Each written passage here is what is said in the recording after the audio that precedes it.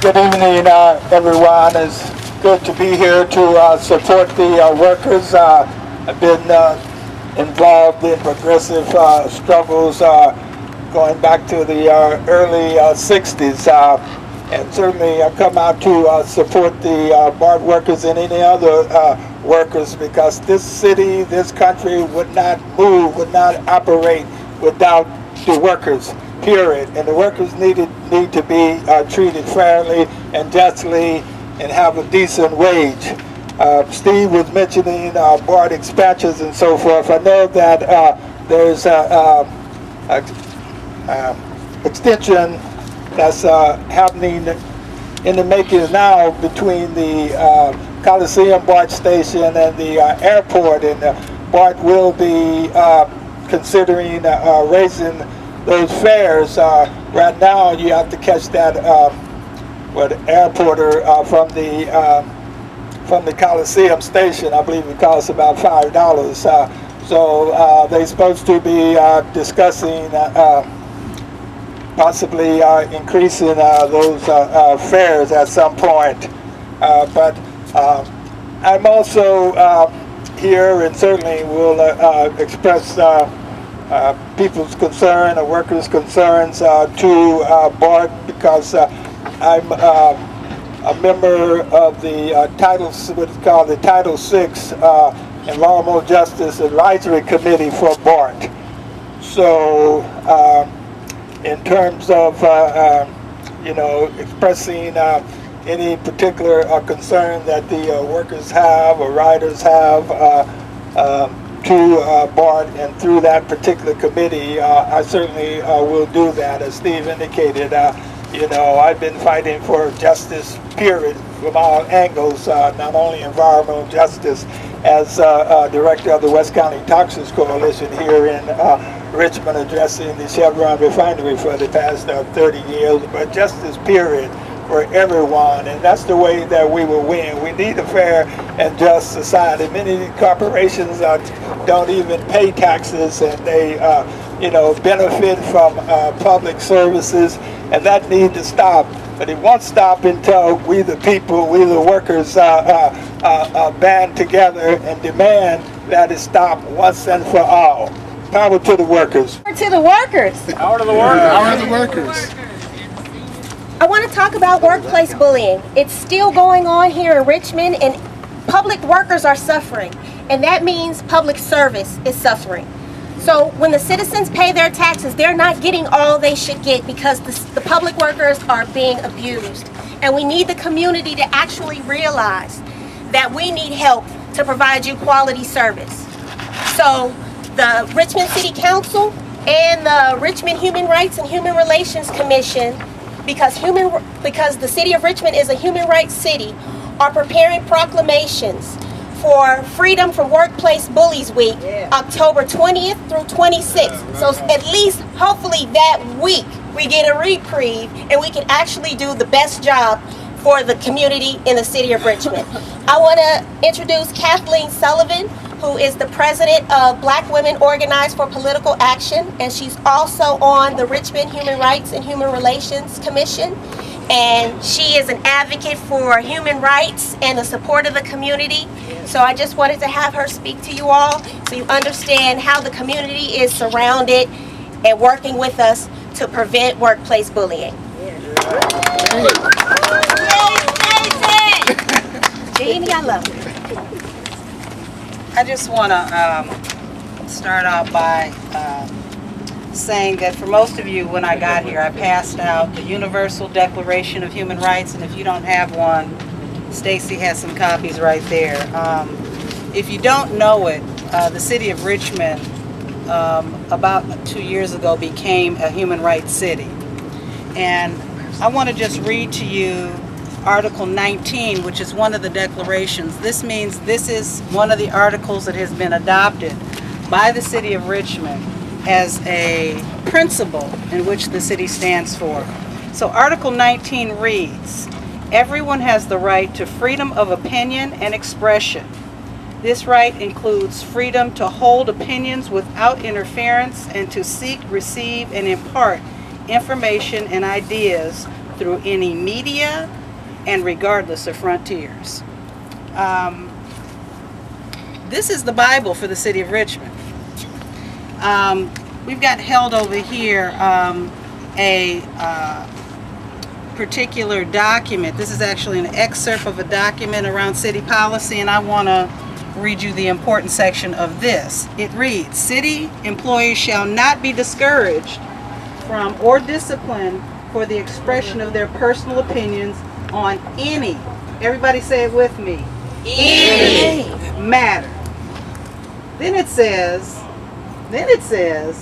so long as the opinion is not represented as that of the city of Richmond and does not misrepresent the city's position. So let me just say this, if any of you are reading this the way that I'm reading it, it is like the contradiction of all time. This is something we have to address. On one hand, it says that you're able to speak and you can speak on your personal opinions on any matter. But it later on goes on to say, as long as you don't misrepresent the position of the city. So I gave Stan this example. So I said, so if I have a difference of opinion in terms of what the city has to say, and I say, well, the city is doing X, Y, Z. But how about this? I'm thinking, and you express a different opinion on what you think. Do you know how much and how close that gets to violating what that policy says right there? That means that if you express your opinion and then you say, that's what the city is saying, but what about this? Or, I'm not in agreement with that. I think it should be this. This is really, really sketchy right here. I'm saying that because we've got an employee right now within the city of Richmond that has had words that he has expressed before our Human Relations and Human Rights Commission specifically identified as part of action taken against him as a city of Richmond employee. So, you know, I'm rolling the tapes back. What did he say? What did he say other than speaking his truth, speaking his experience, speaking his concerns about workers' rights in the city of Richmond? And yet, if I'm not wrong, somebody correct me, is this person still out on leave? I'm right here. Just back? You're back? You're back? Out on leave for how long? 2 weeks. Okay, so in that our commission was named, period, is a problem for the Human Rights, Human Relations Commission of the City of Richmond. Big problem. That's a problem. We heard issues from Richmond workers as a commission, and we said to them, we want to know what's going on with the City of Richmond in your workplace situation, because we were given an indication that employees were feeling bullied, disrespected, and that their rights were potentially being violated. We asked to hear of the issues. It's in our charter for us to hear the issues. And yet, we've got 3 people that are the ones that stood up publicly and spoke on behalf of other employees that were a little bit more fearful. They're the ones that had the courage. All 3 of them facing disciplinary actions. Is that a coincidence? No. No. Is that a coincidence? No. And listen, the first day, at the first day that the employees got up to speak, I remember it clearly. I turned to my other commissioners and I said, I want you to pay attention to who's in the room. Pay attention to who's speaking. Because if down the line, if anything happens to these people, we're going to have to stand up and say something, and we're going to have to stand up and take a bold position, because we know they're the only ones that have gotten up and spoken. And we have, since that time, we've got a HR director no longer here. Who do you think were the ones that came and spoke up and made comments on those issues? There's a few other people that are here right now, and God hopeful you still have your jobs and I haven't gotten an update. But I'm just saying, we've got a few other people that are here and are still here. But we got some people that aren't here. that were here in the beginning, understandably fearful for their jobs. There's been an example that has clearly been set, that if it is you open your mouth and if you speak out and if you advocate. Now what is this, what did I just read is the Bible of the city of Richmond. It said speak in any media and any other frontier publicly, and that those were your rights. If anything sounds ambiguous, it's that right there. But guess what? This came after that. We became a human rights city beyond that. So I just want to say that the Human Relations Commission is in this to the end. We're paying attention to everything going on. The one thing that disturbed me, and I want to say this, and this has just got to do with our union status. It was very disappointing for me to sit in the hearing on one of our City of Richmond employees and have one of our personnel board members say, my concern for you is you did not get adequate representation from your union. You had good points. You had concerns that were valid, but you didn't get good representation, and you need to go back and talk to your union about that.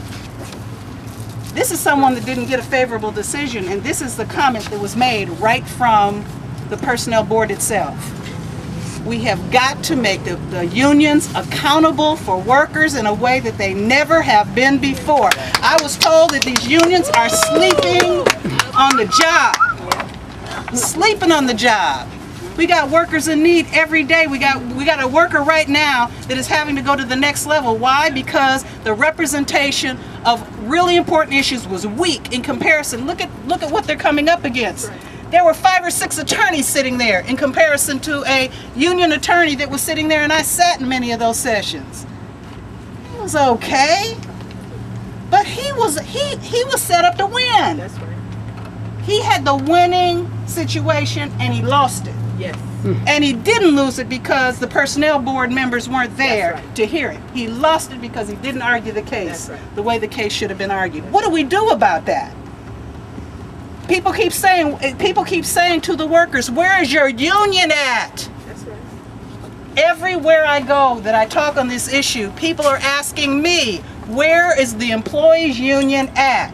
Well, I'm asking you, where are they at? Not here. Where do we have, I mean, you know what I'm saying? Where are they at? That's who's supposed to be protecting the interest of when things are not going well, when things have been discriminated against, when things aren't right.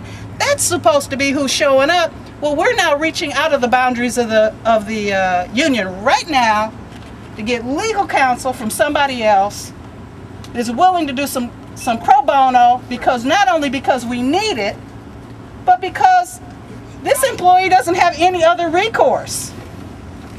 That's not supposed to happen.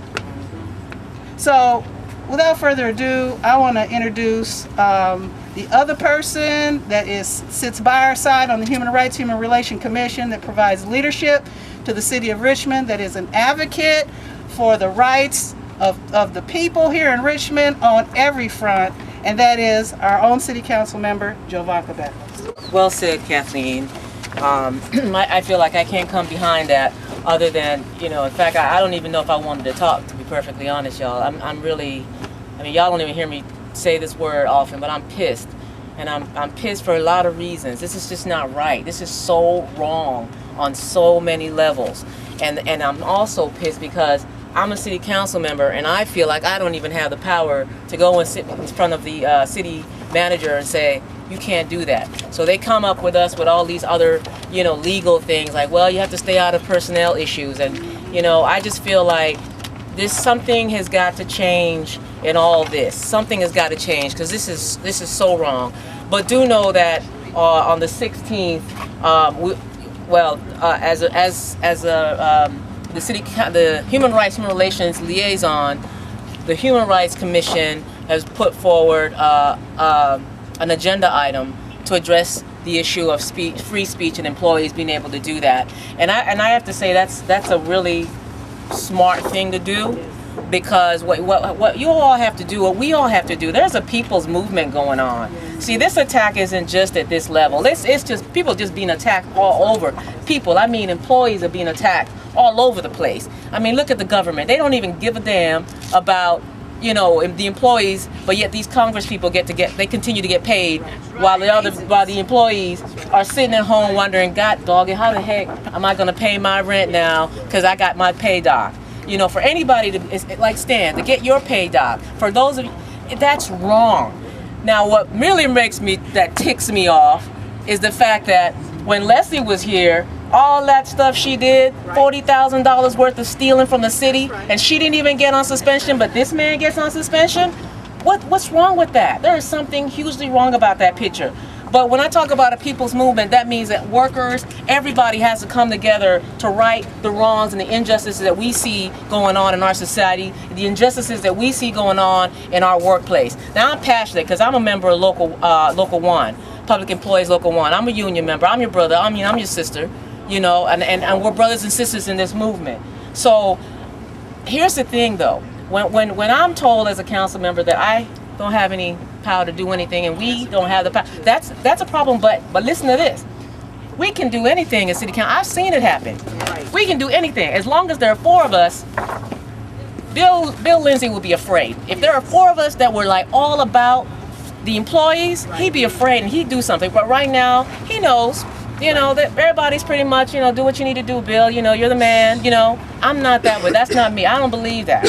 But I believe that there were 4 council members that regardless of what they say about us interfering, if there were 4 council members that say that's wrong right now, oh, he'd jump. So when I say that, pay attention to who's, you know, saying, hey man, you know, Bill, do what you need to do, man. You're the man. We trust you. No, I don't. I can appreciate a lot of the good things he does, but this is just wrong. It's wrong. And before I keep going, I just want to thank you guys, everybody who's here in support of the workers, in support of BART, in support of Richmond city workers. Let's bring more people out. And here's the other thing that scares, you know, the top brass in any city, and we're talking about media exposure. You know, that's what helped with getting rid of her, because they weren't going to get rid of her, but you all came out, you spoke. You let the media know, you keep on it. And I want to encourage you to keep on it until we can do something at our level. And from what I understand, you can appeal to the city council. And it's very, very important that you sit down and talk to each one of those council members. Find out where they stand. If they're not with you, you remember that. You have the power. We have the power to do something about the injustices that we see in our city. And we don't have to allow this to continue. So power to the people, y'all. Thank you again, SEIU 1021. He was a mechanic, and what happened with him is he put some pictures up of a manager who was misusing BART equipment, and then the management charged him with physical threats, and he was fired just before the strike, the previous strike. So basically, the BART management have a history of bullying and intimidating their workers. And the latest person that they've done that to is a strike leader, George Figueroa, who was a station agent, who was a strike coordinator, and he was in an incident where somebody got in a hassle with him, one of the people in the BART, and he called the police, reported an incident, and what did the management do? They arrested him and said that he had filed a false complaint. So BART Management has a long history of harassing and intimidating their union members. And now, what are some of the issues going on at BART?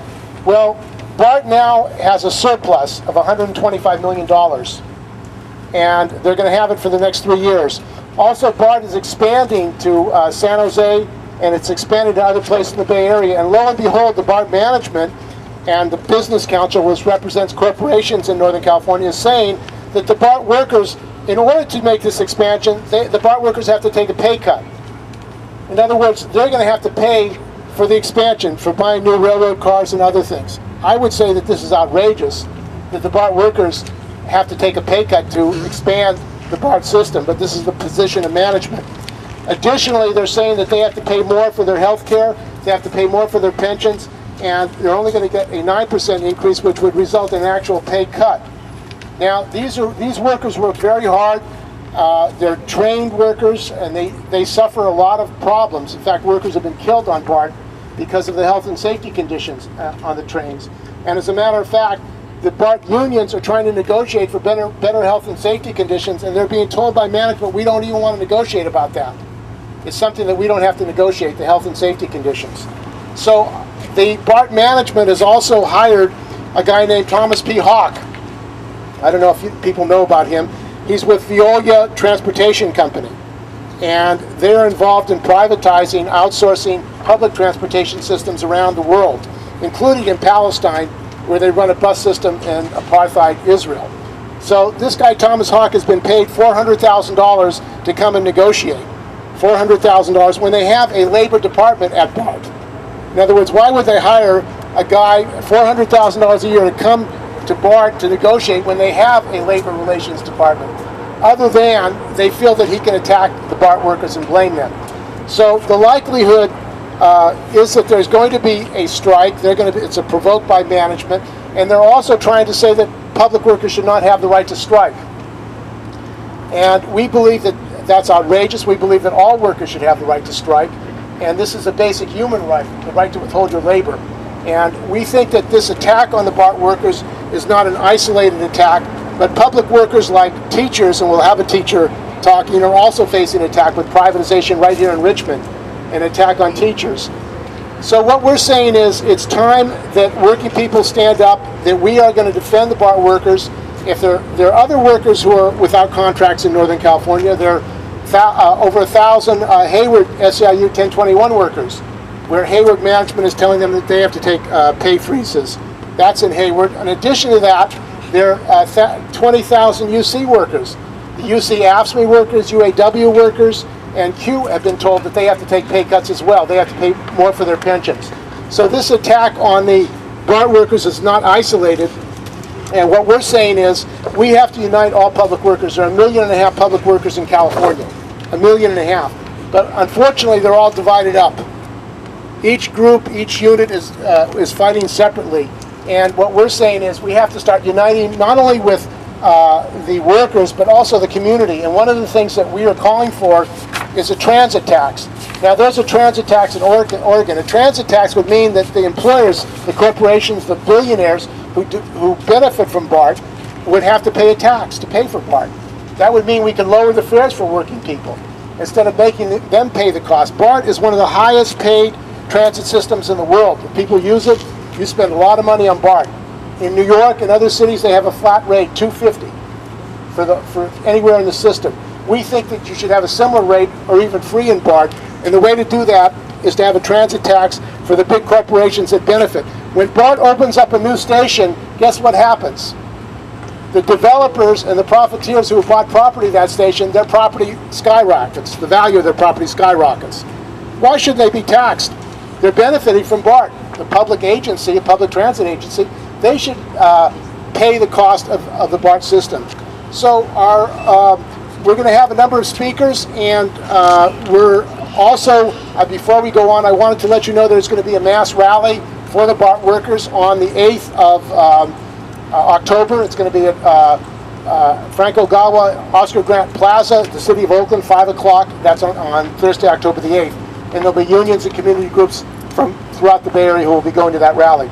So our first speaker is a longtime activist. I've been on the lines with him fighting for justice at Chevron, and also the children in Berkeley, 50% of whom have asthma as a result of toxics.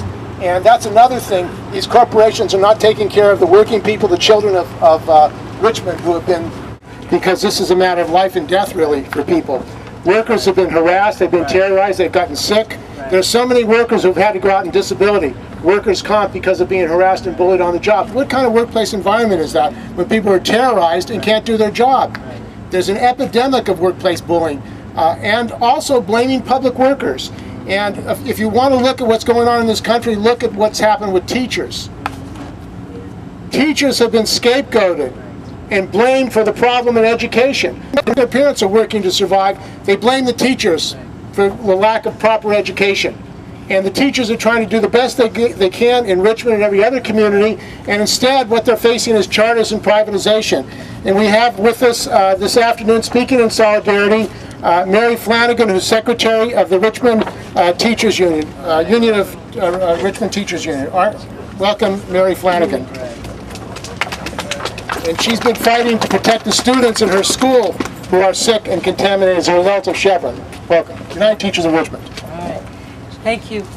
Yes, I'm Mary Flanagan. I'm the secretary this year of the United Teachers of Richmond.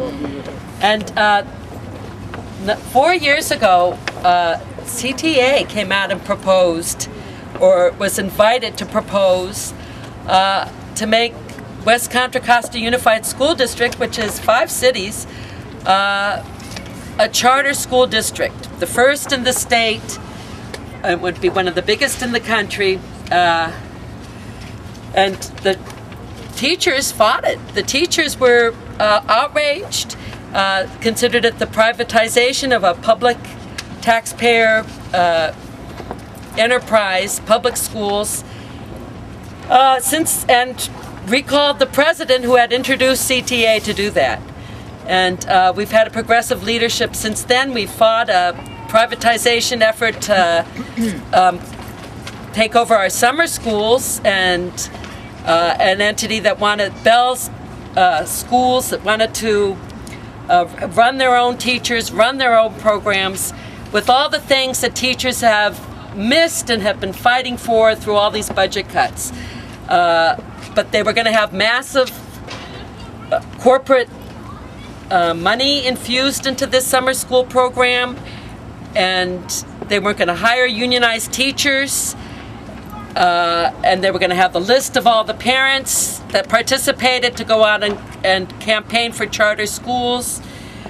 Just lately, just this summer, teachers got up and spoke to the school board against another charter school that was coming. We already have 8 charter schools in the district that are taking the money from West Contra Costa Unified School District, and they have non-unionized teachers, and unless the teachers organize. One charter school did organize.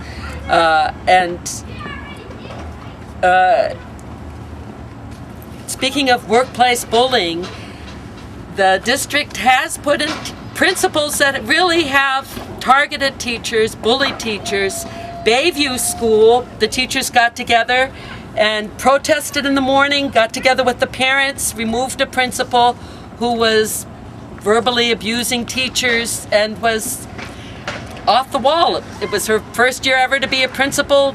Where does the district get principals who think their sole job is to bully the teachers? Anyway, Bayview got a new principal. It was the first time ever with our progressive union leadership. They stuck up for the teachers, but teachers are besieged with work.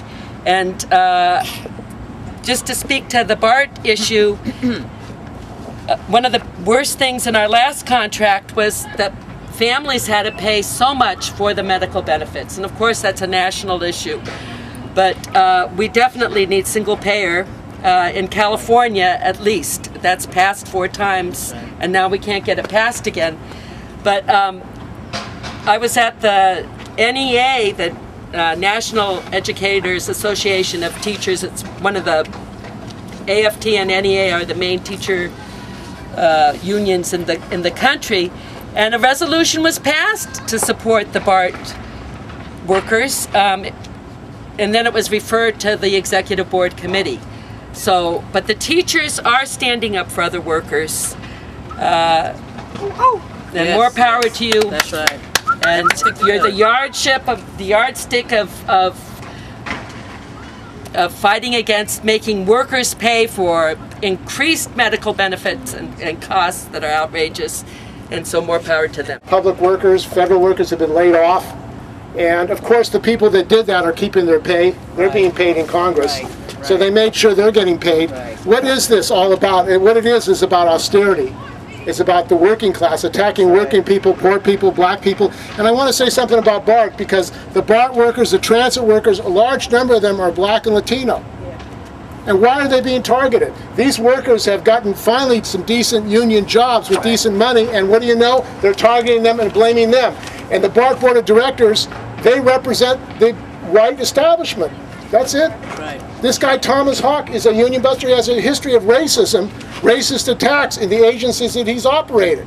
So they're going after black and Latino workers in particular in transit. And this is not really being taken up by the press. The press doesn't talk about this. I mean, they really don't talk about the targeting of black and Latino workers in the transit struggle. They don't want to talk about that, and that's the case also with public workers. Many of the public workers in this country are black and Latino, have been able to get good public jobs, working class jobs, to take care of their families, to send their kids to college, and these are the very people that are being targeted by the media and by the government now and shutting down. This is an attack on all of us, and I think this is not going to go away. This attack and campaign is well organized. BART has spent millions of dollars to organize this attack on the BART workers. They're going to spend millions of dollars to bring in charter buses to run when this is going. In other words, they could pay the cost of the demands of the BART workers instead of spending money on union busting and training non-union operators to run these trains. I was at the BART board meeting, and the BART manager gave a report on what was going on. It was about 2 minutes. She didn't say a word about the replacement workers. Not one member of the BART Board of Directors asked her, are you actually going to hire replacement workers, scabs, to run these trains who aren't being properly trained, put the public and working people in danger? Not one question from any member of the BART Board of Directors. That tells us that BART Board of Directors is not representing the people. They're not concerned about the issues of the people, health and safety, and the BART workers. They're concerned about really going after the BART workers and making them have pay cuts, and attacking the rights of these workers. So our next, we have a speaker from the Human Rights Commission. We did. Okay, well, there's some other speakers. Charles Rackless, also state workers are under attack and have had pay cuts. And Charles Rackless is a state worker who lives in Richmond, works in Richmond, and is going to speak as well. My name is Charles Rackless. I'm a public worker, work at the state of California, just up the road here in Richmond. We had our inter-union organizing committee meeting today, and the three things that were on our agenda were the contract, the BART situation, and bullying. So I want to thank the workers in the city of Richmond for standing up about bullying, because it's helping our workers who are whispering in the halls about how they're being treated, that they can see that if you stand up and you get together, you can actually win. So you think that you're just not making a whole lot of impact, there's not a whole lot of people, but people are watching what you're doing. When you stand up and you beat HR, workers say, I'm not going to be whispering anymore. Now, I'm not going to get into the cases of bullying at our department or anything specific about that. I want to talk about the objective situation that we're facing, which is a collapse, economic collapse, an international economic collapse, which makes it important for Wall Street to attack all working people all around the world. Because while our productivity has been going up for the last 20, 30 years, our wages have not been keeping up. But the wages, or actually the share of the top 1% or the top 0.1% is growing by leaps and bounds. So because of this crisis, what they've been doing is they've been trying to force down and destroy workers' unions. So what they've been doing is trying to say, it's your fault, your pension is too much. We have to organize our unions so that we can actually turn that situation around. And what's holding us up? I heard the speaker from the Human Rights Commission talking about where's the unions. And this is what we talked about today at the Inter-Union Organizing Committee. Because why would an Inter-Union Organizing Committee have to come together by itself? Because the union isn't doing its job. We came together because the union wasn't fighting against the furloughs. So we came together and said, how is that possible that we give $50, $60, $70 a month to a whole bunch of unions, and where does that go? How come they're not fighting for us? Well, we looked at it. We said, what are they doing with the money? They're giving it to Jerry Brown. That's right. They're giving it to all the assembly people. They're giving it to lawyers. They're giving it to... I just read in the Sacramento Bee yesterday that they're even giving it to the Republicans. So it's not, this is what we've been saying for years, is that it's not a two-party system, it's a one-party system with two viper heads, the Democrats and the Republicans. And what they're doing is they're keeping us separated and taking our money and putting bureaucrats at the top of our unions who tell us that's the only way we can win is by making friends out of these bosses' parties. So instead of forming our own workers' party and fighting for our own workers' program that's developed in mass meetings of the workers, what we end up with is our money just going to support the status quo.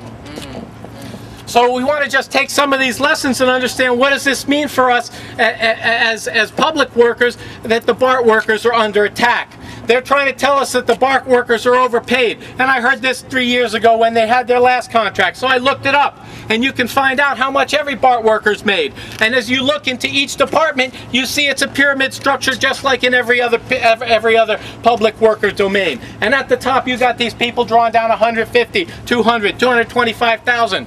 And at the bottom, you got people making 35, 45, 55, 60, 70,000. And then they say, look, the average is 80,000. Yeah, but how much well, where did that average come from? That average came from the bureaucrats at the top and the administration at the top, who are the hand-picked representatives of the 1% to administer the controls on us. They're the ones that are bullying us. They're as much under the pressure of the capitalist crisis as we are, and they're the ones enforcing it. So they end up bullying us. So when we stand up against bullying, when we stand up against attacks on our pension, when we stand up against attacks on our medical, we're actually doing what needs to be done to unite all the workers. So the BART workers are under a similar situation.